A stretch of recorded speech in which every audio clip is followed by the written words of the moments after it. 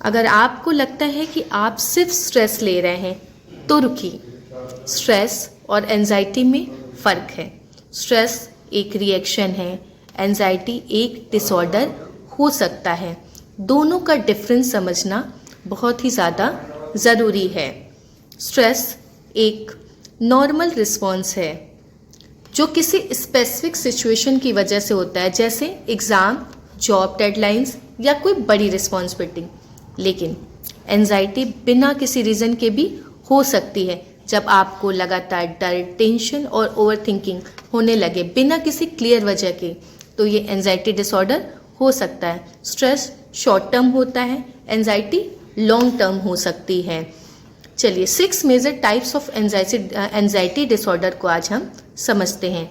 Generalise anxiety disorder, हर छोटी बात पे ओवरथिंक करना। अगर आप हर छोटी बात पे ओवरथिंक करते हैं, जैसे अगर जॉब चली गई तो, या अगर कोई प्रॉब्लम हो गई तो, ये रोज होता है तो ये जीएडी हो सकता है। आपको बस एक अजीब टेंशन रहती है बिना किसी सॉलिड रीजन के। सेकेंड, पैनिक डिसऑर्डर, अचानक से पैनिक अटैक्स आना।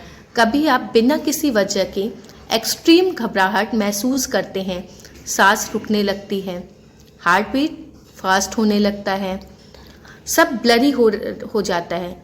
अगर ऐसा होता है तो ये पैनिक अटैक हो सकता है, जो पैनिक डिसऑर्डर के एक मेजर साइन है। तीसरा, सोशल एंजाइटी डिसऑर्डर, लोगों के सामने आने में डर लगना। अगर आपको लोगों के सामने बात करने से डर लगता है कि लोग जज करेंगे या सेल्फ कॉन्शियस फील करते हैं, तो ये सोशल एंजाइटी डिसऑर्डर हो सकता है।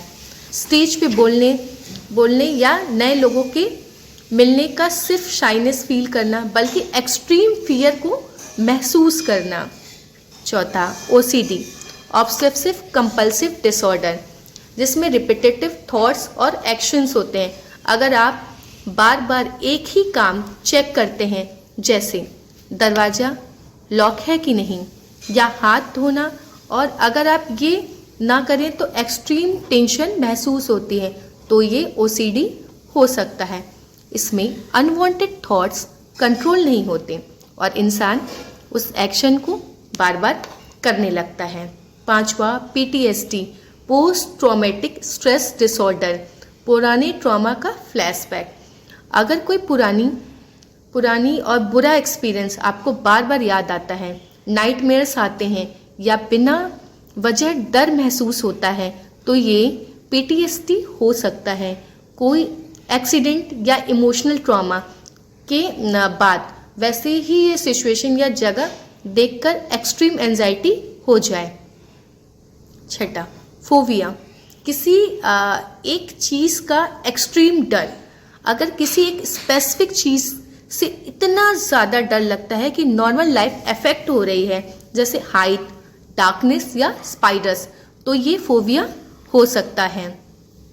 सिंपल डर और फोबिया में फ़र्क होता है।